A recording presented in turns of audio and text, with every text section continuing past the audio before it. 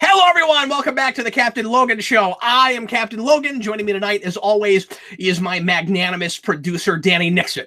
Hello, Danny. Hello, everybody. Hello, everybody. I didn't mean to cut you off, Cap. Oh, that's okay. I'm used to it. Danny and I want to apologize for our tardiness. We were recording another video before this, and it went a little bit long, and we did not have a chance to get in and tell anybody about it. We were doing a commentary, so sorry about that. But we are here now. We're doing a Spider-Man theme show tonight in honor, if that's the right word. I know a lot of people aren't really caring for the Venom movie. Of the Venom movie this week, we did a Venom spoiler cast last night live. We had a really good turnout for that. It was really fun. Had Dan Torrey there with me and Eric.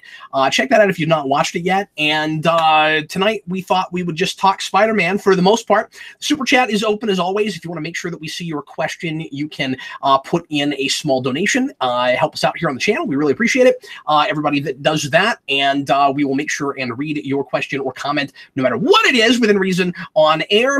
And those feel free to make Spider-Man related or otherwise. So all of the pre-written questions tonight, we will only be taking Spider-Man questions. We'll just be reading things related to Spider-Man in all of its forms, anything and everything that you want to talk about related to Spider-Man, including Venom, because that is initially related to Spider-Man, but only now with that movie tangentially, unless something changes down the road. We'll see.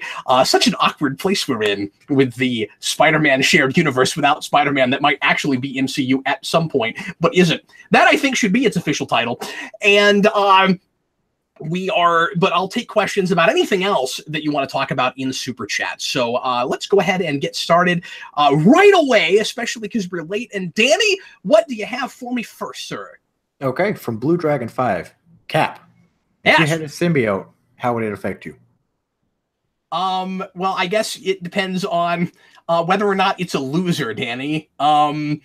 Because I guess you didn't see that movie, but the Venom symbiote says that it's a loser, just like Eddie Brock. So yeah, I don't know. It depends on what the rules are, which I didn't really understand in that movie. Yeah, that's a difficult question to answer. If we're talking about like just, you know, the Venom symbiote itself from comic books, I think it would probably reject me immediately. Like, I don't think I would be compatible with the Venom symbiote very well. Like, I think it would find me kind of dull, you know. I don't think it wouldn't be like, oh man, the raw power, ooh, and it wouldn't be like, oh, you know, I feel more justified or just more easily. It's easier for me to go do like scary, horrible things and stuff because I feel so much freer being in your mind because I'm not like that. I'd like to believe. I don't think I am. Yeah, I don't think we'd get along real well. I'd probably be dead immediately. Danny, what else? William Parcell says, at Geekvolution, if we ever get a proper Venom in the MCU, would you prefer they go the ultimate route with it being a biosuit created by Peter's father? I think that is probably the smartest way to go with MCU. I don't really see that ever happening. I say that. I guess you never say never. I mean, this whole thing could fall apart as fast as the Amazing franchise did, right? It is possible that in 5 or 6 years, they close the door on this and the MCU is still going strong and Spider-Man remains there or goes back there or whatever. And they decide, yeah, we want to try the Venom thing again. That last thing made money, but we'll consider it a mulligan. So maybe that can happen. I think in that world, going ultimate and making it a science experiment gone awry is probably the way to go.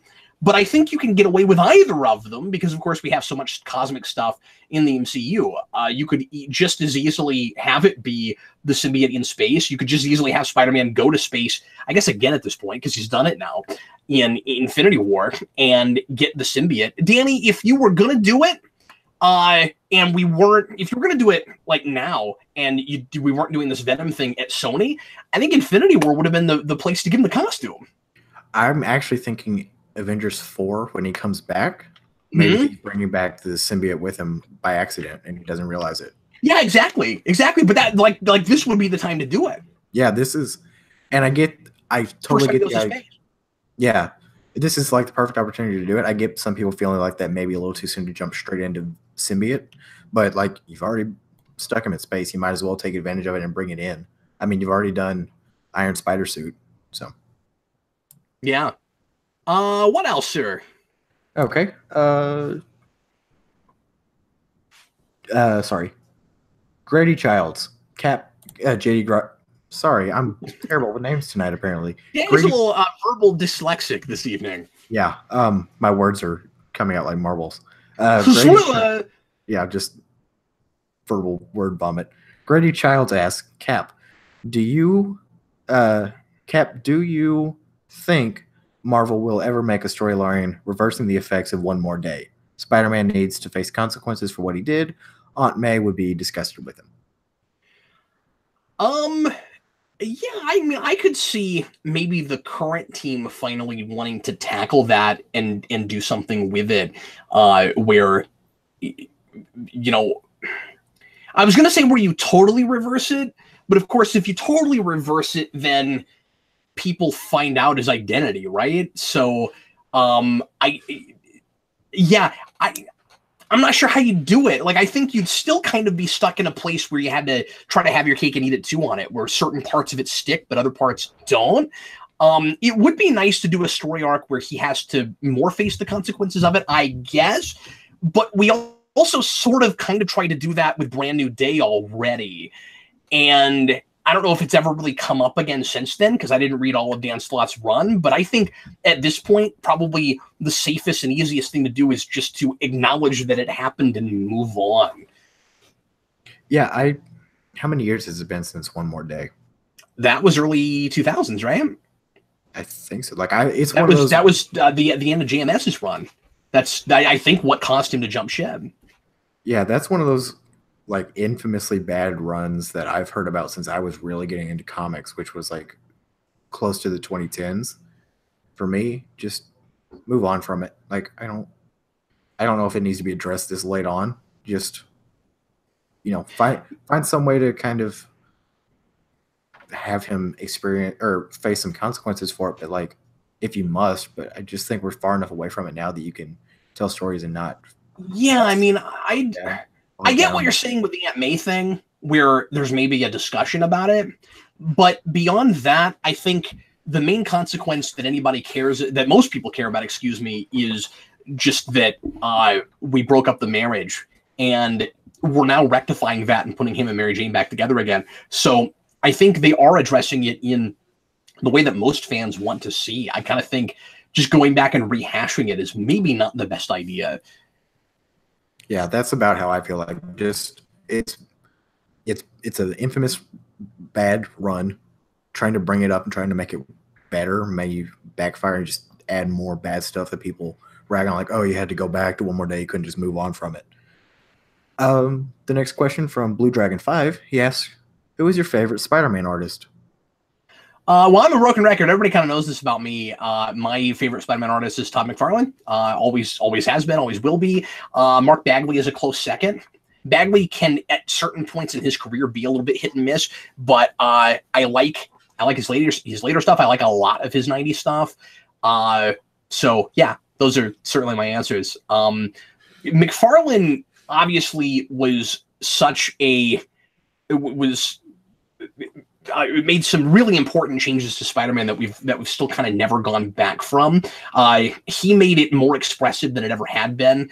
The contortion stuff he does and making making things disproportionate really work with Spider-Man in a way they don't with a lot of other characters, and a lot of artists have continued doing that, and he changed the look of the webbing forevermore. We continue to draw it like that much of the time. Yeah, McFarlane is one of the first people I think of when I think Spider-Man, but like my taste in comic book art are very like Silver Age and traditional, so I always go to like John Romita Sr. as my favorite Spider-Man artist. When I think of Spider-Man, that's what I think, which is one of the odder choices. That's not one that I see people go to most of the time.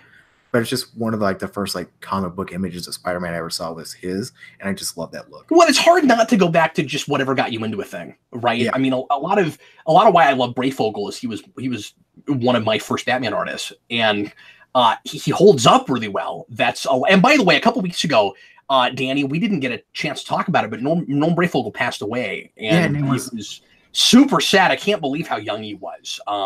It happened just shattered my whole day. It happened on Wednesday, didn't it? Yeah, it happened the day we did the show, and it just didn't come up. Yeah.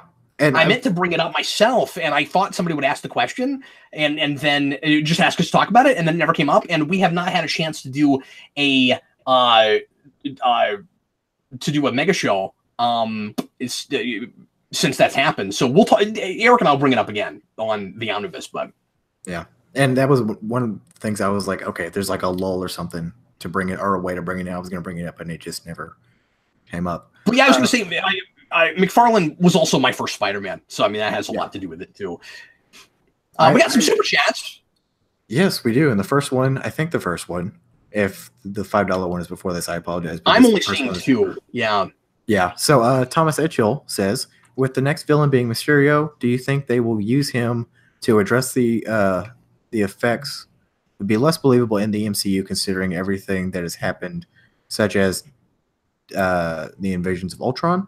I'm not quite sure if I'm getting the question. With the next villain being Mysterio. Yeah, to use him to address that effects would be less believable in the MCU.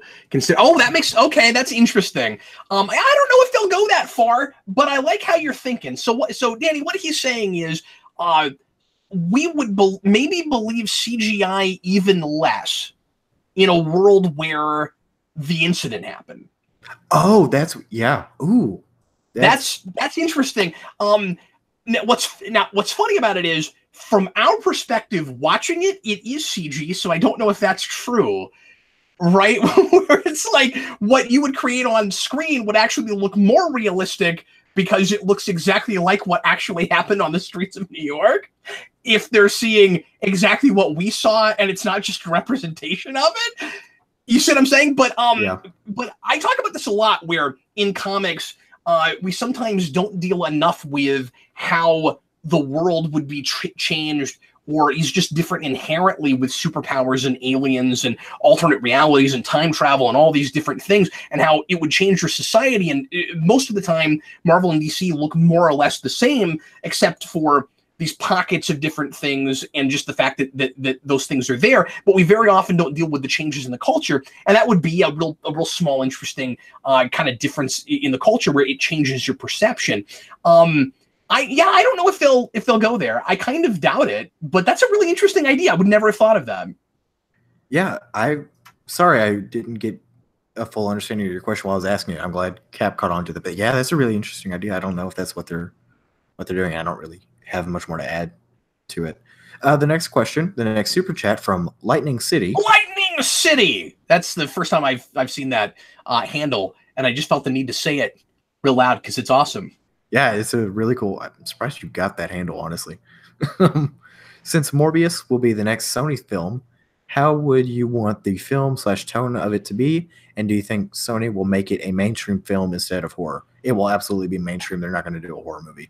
I think it could be mainstream with horror elements, just like Venom was. I would certainly want it. I would certainly hope it was a little bit more horror-esque. So if the rumors are true, and Venom, because I keep hearing this, just today I've been hearing this a lot. The rumors are true, and Venom was written while they were making the second Amazing movie. Is it possible the movies after that just inherently get better because they're written later and maybe they go to some new blood? Is that possible? Like, I'm hoping that's the case. I think people are looking at Venom and seeing how much of it, like, this is almost a cliche thing to say now, everybody's saying it, looks so much like a mid-2000s superhero movie, and it seems to be, in some ways, kind of forgetting everything we've learned from more sophisticated superhero films, and it's so cookie cutter. I think a lot of people are assuming that with the success of that movie, everything's going to be in that mold, and I'm concerned about that to some degree as well, but I also think that it's possible it could go either direction, right? Okay, we got to play it safe and keep making movies exactly like this one because this was successful.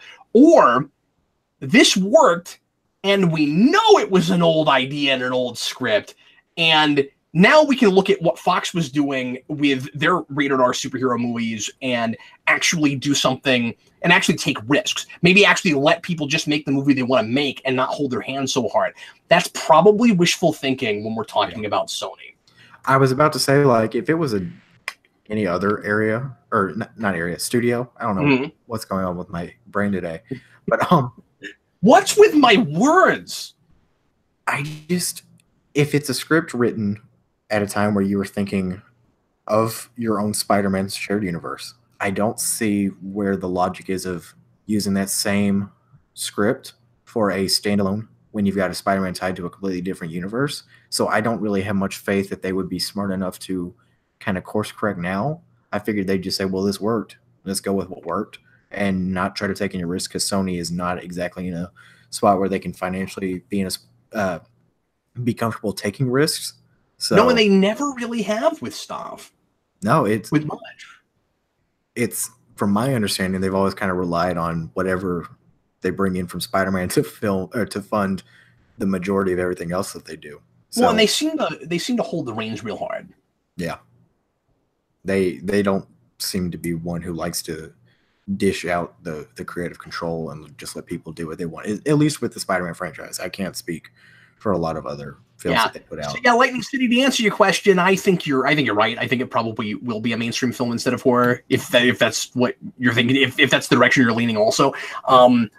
But I'm hoping it's more of a horror thing than Venom was. We got a couple more super chats. Yeah. From David Crabtree. Cap, I thought this would be a good time to discuss your controversial topic on this week's After Dark. Just kidding. Just wanted to say hello. Hi, David. Well, hi, David. Good to see you, man. To find out what he's talking about, if you're not already, feel free to become a patron at patreon.com/Geekvolution. Just $2 a month gets you access to Geekvolution After Dark, and that is the show that he is referring to. I did talk about something kind of controversial where I had a big question about a thing that I just don't understand and wanted some feedback on, and got some really nice feedback about that. So I appreciate all the patrons who weighed in on that and were open-minded enough to let me share my thoughts on something that I was super uncomfortable talking about. What do we have next? Hey, Danny, let's go to another couple Spider-Man questions, and then we'll come back to the super chat, shall we? Yeah, absolutely. Let me find a question. Although these are also Spider-Man questions, but let's go ahead and do a couple more pre-written and then come back to the super chats. Kellen O'Rourke asks, do you consider Kingpin a Spider-Man or a Daredevil villain? Do I consider him a Spider-Man or Daredevil villain, or is he better as one or the other? Like, when you interpret him, I guess is what Kellen's saying is, do you consider him a villain for Spider-Man primarily or a villain for Daredevil? And Jeffrey, right before that comment, mentioned something about, what do you think about Frank Miller's comments about Frank Miller seeing Kingpin as a Spider-Man villain more so than a Daredevil one? So that's interesting. So I didn't know Frank Miller said that. So I want to kind of at some point go look at that interview and find out what the context was and what he was why he said that, what he's talking about there. So I don't want to speak to that because I'm not sure why he said it. But so I had to become more knowledgeable in comics before my mind was changed on this. Obviously, growing up, Kingpin was absolutely Spider-Man villain. Pardon me. And Daredevil was just this side character that showed up a couple of times. Because I watched the Spider-Man show and I didn't really know a lot about Daredevil. And my first exposure to Daredevil and Kingpin, both in that show, so as secondary characters, or at least Daredevil secondary character, Kingpin obviously the primary villain, kind of the big bad of the show. And then I didn't really get into Daredevil until the movie in 2002. And then I got my hands on a lot of Frank Miller's run from a collection of comics that I was selling for a guy, and I got to keep all of his Daredevil, and he had Frank Miller's entire run, including all the stuff he drew before he started writing it. So I read a lot of that, and that's where I started to see the Kingpin finally as a Daredevil villain, where I was like, oh, well, he makes, as much or more sense in this world, and it just feels like he belongs here. But I'm going to give you kind of a cop-out answer. He works wonderfully for both, and they both live in the same world. It's just kind of often different flavors and sides of the same world, right? Deadpool. Oh my God, I did it again. For those of you keeping score at home, we're up to 12,000 Deadpool Daredevil mix-ups. We were just talking about this yesterday, my wife and I, and we were telling this story to somebody. I don't remember who. It was like, what is with my Freudian slip with Deadpool and Daredevil? We're not even talking about Deadpool at all, and I can't. Anyway, so so you're not letting your kids have anything Daredevil related. I won't. Yeah, I just won't do it. So, Kingpin is often written more or less the same, no matter what book he is in. Like he'll be toned down some, and obviously it depends on who's writing him. But like he'll be toned down some where he won't do some of like the spectacularly horrifying things he might do in Daredevil. But in Marvel Comics, especially now, he's more or less the same character, and both of those heroes are street level characters that fight in a couple of different places real close to each other in New York, and both are going to run into him because he runs all of the crime. So yeah, I don't know about you, Danny, but these days I think of him as a Daredevil villain first, and partly also because I think almost or straight up the definitive take is the D'Onofrio version. So like he is that version of Daredevil's absolute, without question, arch nemesis. You can make the argument between Kingpin and Bullseye sometimes in the comics, I think, but with that show, he's absolutely definitively his arch nemesis. That is the other side of the coin. And so partly because of that, I think of him maybe now more as a Daredevil villain, but ultimately he's both. Yeah. So my first exposure to Kingpin was in the Daredevil movie.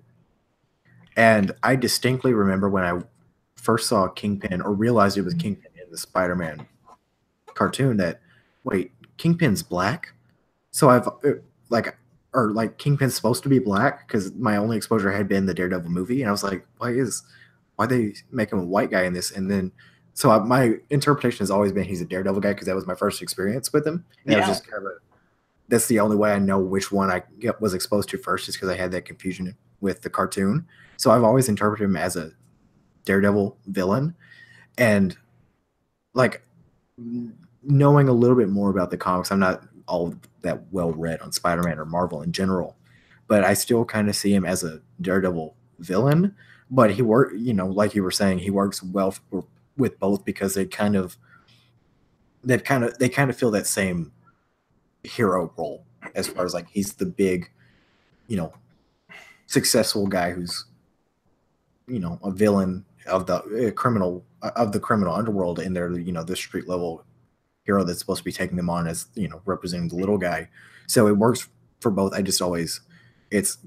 For me it's always Daredevil and Kingpin more so than it's interesting to see organized crime through both of those lenses, because especially in their earlier days, one of them is kind of better at fighting organized crime, and Kingpin specifically, than the other one, but they both have huge faults when it comes to taking on something that's that powerful and that better at chess than both of them are. Yeah, getting back to the super chats from let's do Super Nerd. Do you still hold Sam Raimi's two Spider-Man films in high regard? Would you re-review them? I have a strong and emotional attachment to those films. Yeah, I don't know how much more I have to say about Spider-Man 2. I think I was more positive on that in the rewind than I might be now slightly. Like, I don't have the same... I don't know if this is even the right word, and I don't want to put words in his mouth, but like Eric seemed to have a disdain for that movie now, coming back to it years later. That's not exactly what I have, but I don't think it's as good as I thought it was back then, and your standards change when these things get more sophisticated. So there are certain movies that are still good, but don't hold up for me as well as they did at the time, because I'm comparing them to everything that came out at the time, right? So, I mean, there is, having your historical perspective and saying, like, there's still some formulaic nature to that, and I still really dislike Mary Jane in that movie, but I always did. Like, that hasn't gotten any better or worse, but it's not like best superhero movie ever made material. It's not anywhere in that vein like I once thought it was, but this was even before Begins. This is before Dark Knight. Like, so, you'll have some things in a category, even when a bunch more things come out, that really completely hold up and that nothing ever quite tops. Like, in my opinion, even with all of the, and I don't mean every Marvel movie is good, but even with the really good Marvel movies, I still don't know that we've topped Begins and Dark Knight entirely. I think we have some things that are right on par with them. I think Winter Soldier is as good as those. I think Black Panther is as good as those. I think there are things in Infinity War that would put it there if it weren't for other things in Infinity War that I don't care for. So the Civil War is around that area for me. So like you start to get more sophisticated tastes as we get more of it, and more of it is sophisticated, right? So so the answer to that is, do I hold them in high regard? I still have I still certainly have a place for them, nostalgia for them, and I think that there is good stuff in them. But I always thought the first Spider-Man was too formulaic. I've told this story before. I sat in the theater and I thought, wow, this movie is just like every other superhero movie in certain ways. And then I thought, wait a minute, we haven't had very many of those. What am I talking about? It was almost like I was seeing a world of superhero movies that didn't exist, seeing it put in kind of that superhero formula box. Spider-Man 2, I thought, was a lot better than that, partly just because I didn't expect to ever see a Doc Ock that was remotely sympathetic. I don't think he's as interesting as I did back then, but I still think it's a good effort. Like compared to most other supervillains that we had in superhero movies at that point, he's great, and it was a step in the right direction. But it doesn't hold up quite as well once you have some other great villains that we had after that. So I don't know. I think high regard is a difficult thing to say. I think that I think Spider-Man 2 is one of the best movies of the 2000s. One of the best superhero movies of the 2000s. Yeah, I don't know if I hold him in high regard, but I have a high emotional attachment, like he's talking about to him. Like I hold him in high regard for sentimental value. Like the O2 movie is the first non-Batman superhero, piece of media I ever remember outside of Batman. Oh, interesting. It's the earliest non-Batman thing I ever remember. Not even Superman. Well, Superman tangentially in relation to Batman, but not as like his own character, not discovering him as a character in his own right. Okay. But yeah, Spider-Man is like that first thing where I was like, oh, this is something new. This is something I haven't, seen before. So all three of them honestly hold a special place in my heart just because of that. But yeah, watching along with them for Marvel Mania, when y'all did that, it kind of ruined it because I was hearing all of yours and Eric's points. I was like, oh yeah, this isn't really holding up on a story level. So yeah. Yeah, and I mean, like I said, some of it is your standards change because because the movies get better. Some of the movies get better, and it changes because you get older and your tastes change, right? Mm-hmm. So I mean, like those movies came out when I was in high school. Daredevil came out when I was a senior in high school, or a junior, but right around there, and like I thought those movies were smarter than they were, and I don't know if 10 years after, or not 10 years, but no, I guess more than that. 10, 11, 12 years after the first the Daredevil movie comes out, even the director's cut, even if we Danny never had another superhero movie, I still don't know if it would have held up as well. I still think I might have looked at that movie and been like, "Oh, that wasn't as good as I thought it was." I've grown up now. I mean, like you get a more sophisticated palette. I've seen more movies in general since then. Yeah, I've read more since then. There's definitely things in that just from a movie perspective that, like, even without like the caveat of seeing other superhero movies, exactly, you look at it back as like, yeah, the park scene is cheesy. Just in a as a scene is pretty cheesy. There are certainly some scenes like that in the Spider-Man movies that I feel are very cheesy. Like I don't know if anyone's seen it. If you've seen it, you can't unsee it. But when Spider-Man is swinging across the sky with Mary Jane and they do the close-up, she's just holding onto a mannequin. And after I saw that, I couldn't unsee it. And it just, oh, wow, I never noticed that. Yeah, once you see it, you'll never unsee it because he doesn't move at all. And it sticks out for me anytime I go and watch it. Yeah. Let's go back to the super chat, shall we? Yeah, from Jeffrey E. Patron. Are you going to make Spider Cop's wheat cakes? Okay, so Danny, Spider Cop is a joke in the PS4 Spider-Man game. When he's talking to Yuri, he keeps going into a Spider Cop voice and driving her crazy with this other persona that he's making up. And the wheat cake recipe is in one of the backpacks that you find with the backpack challenges. And Jeffrey sent me a video where a guy actually took that recipe and made the wheat cakes. Benjamin Babish? I'm not sure who it is. Probably, yeah. I don't know. I'd have to go back and look at it. It was nobody I was familiar with. Cheap plug for that channel. It's a great channel. But yeah, I thought that was hilarious. Somebody actually made it, and it's got like 1 million views and people looking at it. And I probably won't make that because I don't really care for pancakes. What? But I mean, I'll eat them if they're like. I like pancakes as like a small side with like eggs and sausage, but I don't really go in for just pancakes. Wow. So yeah. The next Dan just doesn't even want to talk to you anymore. He's like, God, Cap, that's not okay. Well, in a completely unrelated note, I gotta go. No, Thomas Angel says, I saw a article on the net about a law student who dressed up as Spider-Man to accept his law degree. Was it Dan? And do you know Super Chat is more money per letter? I love you with the heart emoji. So Dan's in the comments right now. Who should be the one hosting the Spider-Man live show instead of me? But Dan should be here. I would have invited him if I'd known he was going to be in the comments there. Dan, if you're going to be around for a little bit longer and you want to make a quick cameo, feel free. I'll send you the link and you can jump in for a couple minutes if you want to. And thanks for being here. It's good to see you. Dan came to the live spoiler cast last night. We had a great time. So no, that wasn't Dan because Dan is not graduated yet. He's still going to law school.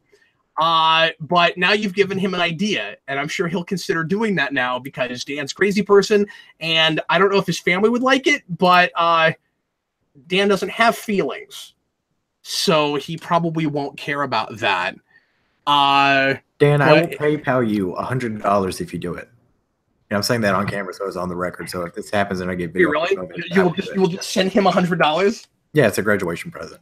Wow, that's amazing. So Dan says he's got to go in about 15 minutes. Yeah, but we're only going to be here another 15, 20 minutes. So, so yeah, feel free. You can drop in for just 3 or 4 minutes and say hello if you want to. It's up to you. I just sent you the link. So if you want to, you can do it. It's up to you. The other question was about, super chats. So I didn't completely understand how super chats work until just a couple of weeks ago. Cause I would be like really surprised when somebody was gracious enough to give us like a $10 super chat. And I'm not taking away from how gracious that is because it's awesome. But I thought you like put in a dollar amount and then you type the question. But apparently it's based on how long the question is. And I didn't know that. So I've learned that now. Now I see how it works, which is why some people will put in like really cryptic, really short questions. Like they're like, it feels like we're playing a game of Morse code or something, where they put in like just a really small amount of words and then they hope that we understand their question. And sometimes we don't understand their question. Yeah. Spell out your super chat with only using emojis and see if we can get it. No, please don't. Cause it'll be a pain. I mean, if you do that, like we appreciate the support, but I can't read it on camera because it's just faces. What else, Danny? From Mr. Roboto, does Spider-Man work better as a teenage superhero than as an adult? Okay, so that's a great question. I'm going to answer this by saying I like adult Spider-Man a lot, and we shied away from it too long. We were kind of, well, I say that. We had to de-age him. He's still an adult, but like we were afraid to let him keep getting older. But I think I like seeing what the guy has learned and applying that and how much farther he still has to go, right? The conventional wisdom that says, well, he was a teenage superhero in the first place and it's all about the responsibility lesson. And I mean, it remains that, but I think that's a thing that you have to keep spending your whole life completely mastering. You know what I mean? Mm-hmm. But the conventional wisdom that says, well, like at his purest form, he's a teenage superhero, I think is misguided because I think he was invented as a character that continues to evolve as opposed to a serialized one-note character that's not allowed to change.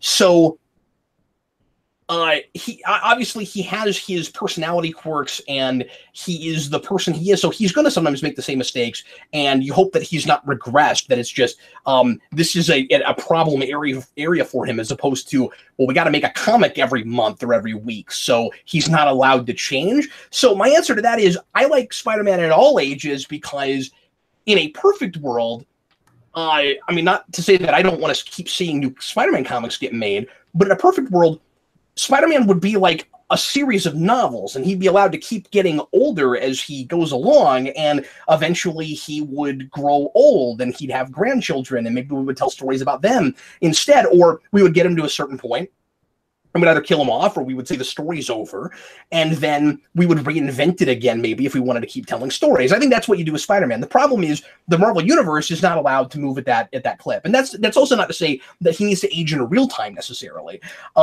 That's just to say that I don't like that we have to keep regressing his age back in order to keep telling stories about him. I think you just keep reinventing it, and that's how you keep telling stories about it, which is difficult to do in a larger, shared comic book universe.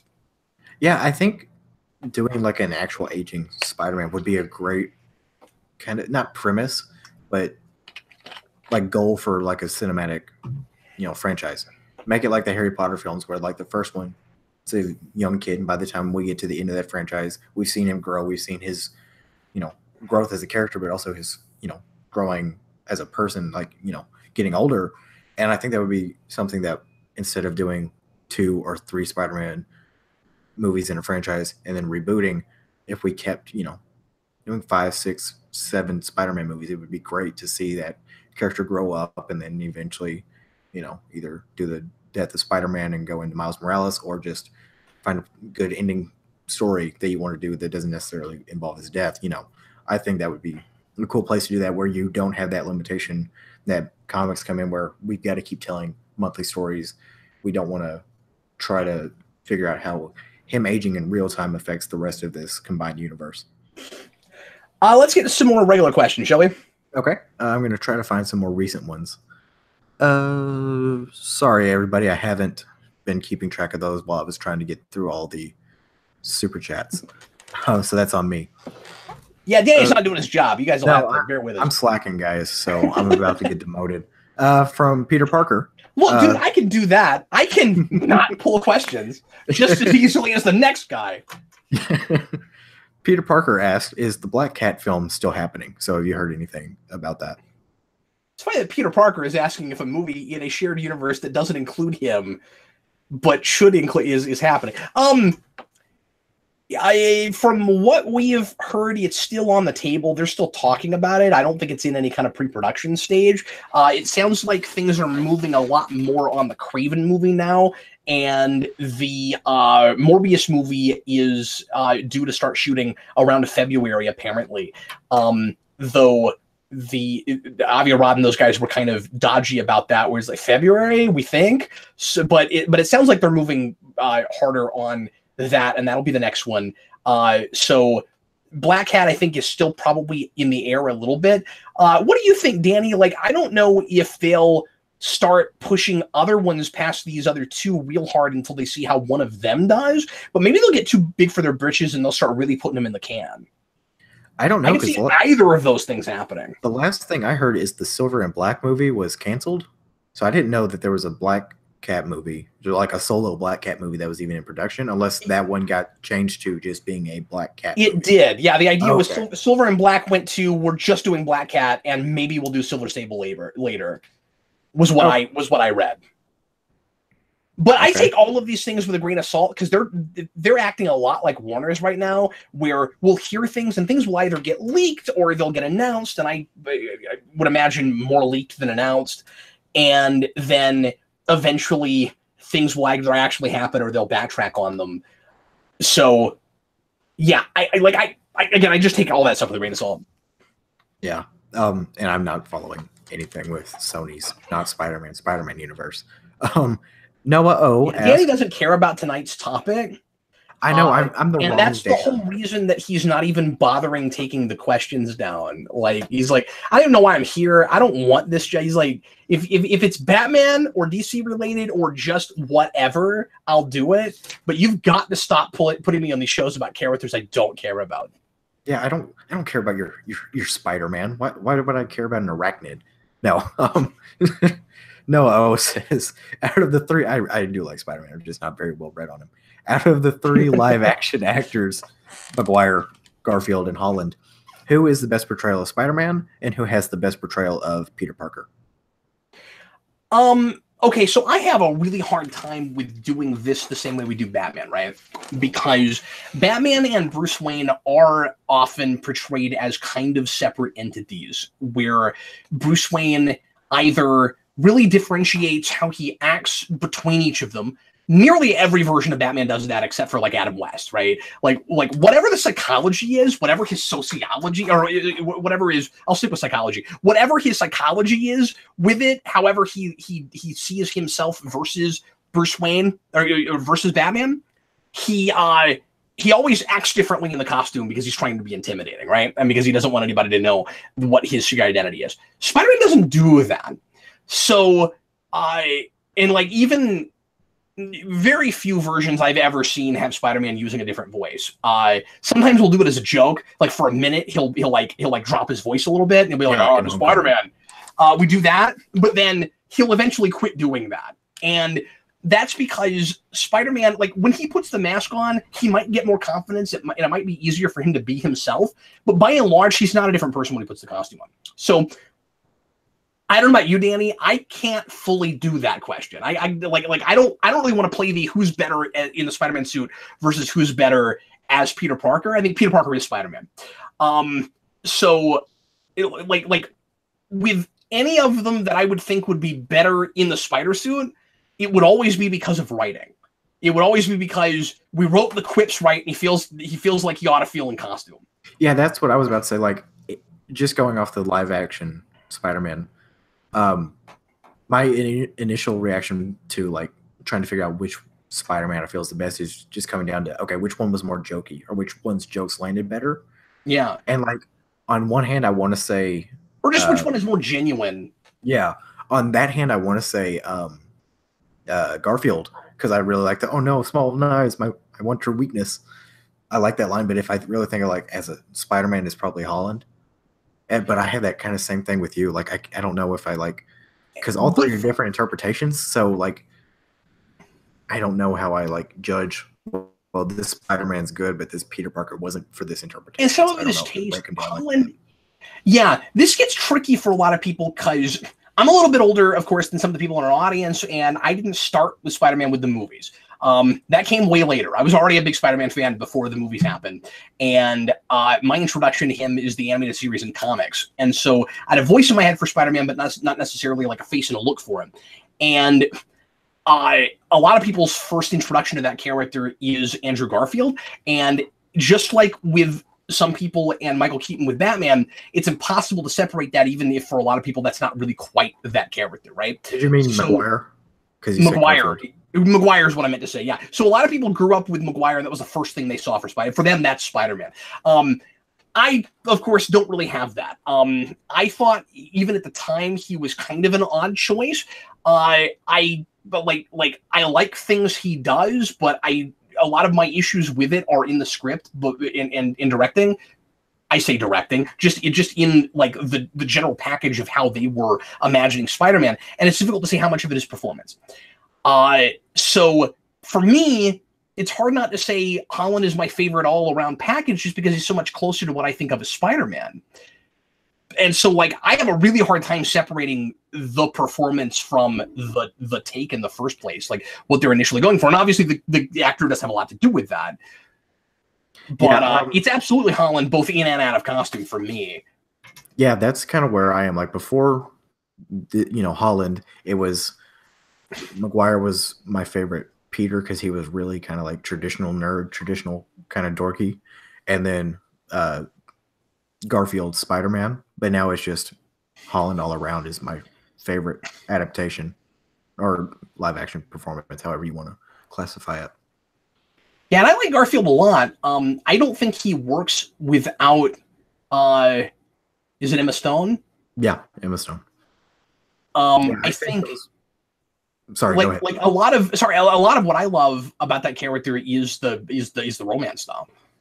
Yeah, that's where I am. Like that's like the best on-screen comic book relationship that we've gotten, just straight up in comic book films, aside from Pepper and Tony Stark. Do we have any more super chats that we missed? Yes, 2. Let's go ahead and knock those out, and then we'll go back to the pre-written stuff. We've got about 12 or 13 minutes left. Go ahead. Okay, Dave Atkins. Hi, Dave. Nice to see you again. Hello, Dave Atkins. I think Dave Atkins is the guy who made fun of me, I think, on Facebook for saying that I kind of liked the Venom song and was threatening to leave the channel. So I'm glad to see that he was just joking. If that's the case, or maybe he just came in to give me more crap about the Venom song. Let's find out. Go ahead, Danny. I think that was Dave Atkins. Sorry if it was somebody else. I can't believe you're listening to modern Eminem. What's wrong with you? No, I'm kidding. Superhero rewind of Shattered Dimensions. Again, I don't know if I liked it ironically or not. Okay, I was enjoying it. It's funny. It's not like a thing I'm going to listen to a lot. I have that with so many like SoundCloud rappers nowadays. Listen to them ironically until I start to genuinely enjoy it. But that's not even the point. I'm not even really a rap fan, but there's the stuff I like. Go ahead. Yeah, would you do a superhero? Would you consider doing a superhero rewind of Spider-Man Shattered Dimensions? Yeah, I would consider doing that. Nice. And I personally wouldn't because I don't do superhero rewinds. Yeah, well, nobody was asking you, Danny. No, of course not. Super chats are for me. This isn't the Danny Nixon show.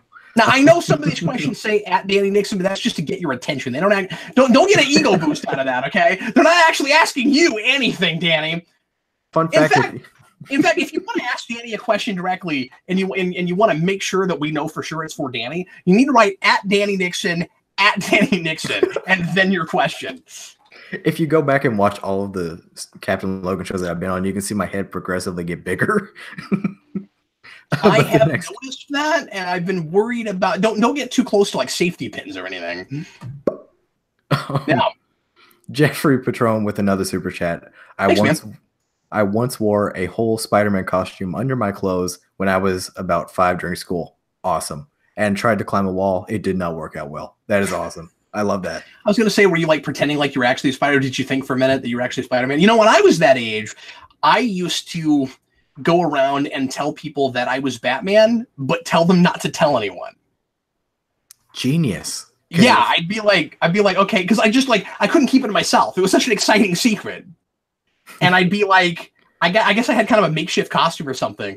And I would pretend during the day that I was Spider-Man or Batman, and then I would go places and tell people I'm Batman, but don't tell anyone. At night I go fight criminals and I ride around on my bicycle. The Batmocycle. We have something in look, Batman also has a Batcycle. I don't know why you have to overly complicate everything. I always associate the motorcycle with Nightwing. But I always, you know what though? Like you think of yourself as such a big animated series fan, but you're forgetting that he has a motorcycle in that show. I know. No, I'm not saying I forgot about that. I just always associate it more with Nightwing because, like, more Nightwing I've seen has been him with a motorcycle, but more Batman I've seen has been with the Batmobile. I love the helmet with the bat ears. Over the helmet, over the cow. I love it. I love it. It's one of my favorite things. Yeah, I wanted that toy so bad when I was a kid and never got one. You know what? That's my favorite thing about Batman versus Superman is they do the mech helmet over the cowl. Oh yeah, I forgot about that. That's true. It is over the cowl. But when I was a kid and I was riding around on my bicycle pretending to be Batman with like a cape and stuff, I was just upset that I didn't have a sidecar. Was your cape also a towel like mine was? No, I had an actual cape. Oh man, I was cool like that. Lucky. I always wanted to get one of the capes from Six Flags that had it, but I didn't want the Batman logo on the back of it because Batman's cape doesn't have the Batman logo on the cape. See, mine had a Bat logo on it, and I didn't like that either. I was like, what is it? But then sometimes you couldn't find a Superman one that actually had the logo, and I was like, what's that about? See, I remember getting figures that had the logo on the back of the Superman cape, and I was like, why does this have this? Because my first introduction was Superman the Animated Series, and it's not on that one. And it was later that I grew an appreciation of, oh no, it's actually supposed to have it, and you just... Peter Parker says it was the Two-Face episodes that featured the Batcycle. Yeah, I forgot about that. Yeah. What else? Another super chat from Mr. Roboto. If Clone Saga worked, would there be better stories? Yes. Just in general, if Clone, that would have changed the world. Like movies just in general would be of higher quality, that have more character dimension. Would Star Trek Discovery be good if Clone Sagas had been good? It's possible. It really, man, it would have changed the face of fiction as we know it. But no, if you're saying just like I don't know, Spider-Man stories or I'm gonna assume that's what he's talking about. It's just like moving forward, Spider-Man would have been. But I mean, yeah, probably so. There were a lot of problems with storytelling at Marvel in the mid '90s. I mean, there were some good things, but there was some not so good things. And a lot of things I like aren't good; they're just really entertaining. You know, like Maximum Carnage. Ultimately, not a great story. Got too many characters. It's preposterous, but it's fun. It doesn't stop being fun. But yeah, I mean, that's so infamous that it is kind of a hard thing for people to come back from. Maybe. Yeah, I think it's one of those, like One More Day, like we talked about earlier. It's one of those things that kind of just sticks in people's heads more than like the good stories, I guess. Like I can point to just as many, and as someone who doesn't read a whole lot of Spider-Man, I could point to just as many like infamously bad stories off the top of my head that I could of like good ones. So maybe that's kind of. Daniel Davis says Star Trek Discovery cured cancer. If that's true, I guess it was worth it, but I'm still not going to go back to it much. Like, did they cure cancer within the canon of Star Trek, or like? Yeah, I'll take the. Oh, that's a good question. I was just I was reading this as a joke. If the existence of that show actually cured cancer, like I guess it was worth it. Like, I'll take the worst Star Trek show ever if people aren't getting cancer, I guess. I'm not a monster, but still hurts my feelings, I don't care if your cancer is cured. I want good Star Trek. Yeah. BAG Studios, Bag Studios, with the super chat says, how would you have ended the Amazing Spider-Man trilogy in The Amazing Spider-Man 3? Well, not like that. All I can think of is just the stuff I wouldn't have done that movie does. All the crazy retconning and all of that. Weird to leave Peter and Mary Jane in the place they were left at the end of that. I mean, it just, they both seem like such terrible people that I don't find myself. Oh, are we talking about Amazing Spider-Man? We're talking about Amazing Spider-Man. Yeah, I've gotten this question before. Sorry, I've had Raimi on the brain because of things we talked about earlier. The Amazing Spider-Man trilogy. I guess I'm not totally sure. This is generalized. I would have made that a real definitive trilogy, and obviously made it a thing that if you wanted to make more, you could. But I wouldn't have set up too much for a fourth one. I would have made sure that was a really good self-contained thing, so that we're not constantly serializing it like it's a TV show. I think the biggest mistake they could have. I mean, there's bigger mistakes maybe. One of the worst things they could have done in that movie is end it on yet another like big Sinister Six type push. Like we're gonna keep building towards something. Like, that's not the place to introduce the Venom symbiote. I mean, maybe you could do a thing like in the end credits, like maybe we'll get to this, but you wouldn't want the movie to be about building toward another thing. So that would be, I don't know. That's the first thing. Certainly, you finally introduce Mary Jane there. Maybe don't even do a straight up romance with it yet. Maybe really take your time with it. I don't know that I need it to feel like he's all happily ever after when Stacy dies. Like, I think that needs to be a somewhat somber movie, at least at the start. But I don't know. I don't have any like brilliant grand ideas. Like, what do you do with the big Sinister Six movie? I guess I was interested in things that they looked like they were going to do. Certainly, like Disembodied Head, Green Goblin. Like, I wanted to see that. But I didn't really need more Harry stuff because I didn't really care for that character. But I was intrigued by Norman. Yeah, I don't. When I think of the Amazing Spider-Man, the two movies, I never think of it as something that would have ended with the third one.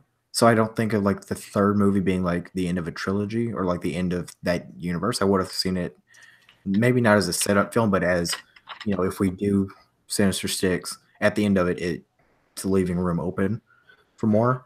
I'm kind of sure. I'm just saying, don't spin the whole thing building up to yet another big thing. Yeah, don't do what you did with 2 again, or else people are going to feel like, okay, can we finally get to what you're building to? But yeah, I like the idea of introducing just introducing Mary Jane, but not making her the actual love interest right then. Have it be something where Aunt May's trying to set them up, but Peter Parker isn't interested because he hasn't. Peter, Paul, and Mary all get together. They put on a Spider-Man costume. And that's where the 8 arms or 6 arms, I guess. It's weird how they're always singing in 3-part harmony every time they fight crime. I don't know what that's about. Spider-Man the musical. Let's that happen. Let's do a couple more, shall we? Okay. This one is from a little bit earlier, but Kellen O'Rourke asked, "Who do we see as the definitive love interest for Spider-Man? Peter Parker." Yeah, is Peter Parker the definitive love interest? Peter Parker and Spider-Man have this brilliant romance in just one version, and we've never done that again. It was a radical change. They clicked like they were just one person, I tell you. But no, Mary Jane or Gwen Stacy. For me, again, I'm going to cop out on this. It just depends on the version. I know that for some people, like whatever they grew up with is the thing that they feel like must be the love interest for Peter Parker. Like in their mind, that's the definitive like soulmate for Spider-Man. I grew up with Mary Jane. I found Gwen Stacy much later. Different versions have made the case in different ways for different characters, and those characters have both been reinvented so differently so many times. It just depends on which version we're looking at. Yeah, for me, it's Mary Jane. Cartoon, Raimi films, it was Mary Jane. That's the one I was introduced to. That's one it's always going to be. Spider-Man wears red. He needs to be with a redhead. It's that simple. That shallow. But no, I get Emma Stone kind of made me kind of fall in love with Gwen Stacy a little bit. Oh yeah, same here. So, but no, I like that version a lot. Yeah, but Mary Jane was like, well, Kirsten Dunst was like my first crush as a kid. So that's. Wow, you and I just are never gonna fully line up on stuff, you know. Like now I know that about you. There's a real flawed thing in your wiring there, I think. Want to get nuts? Let's get nuts.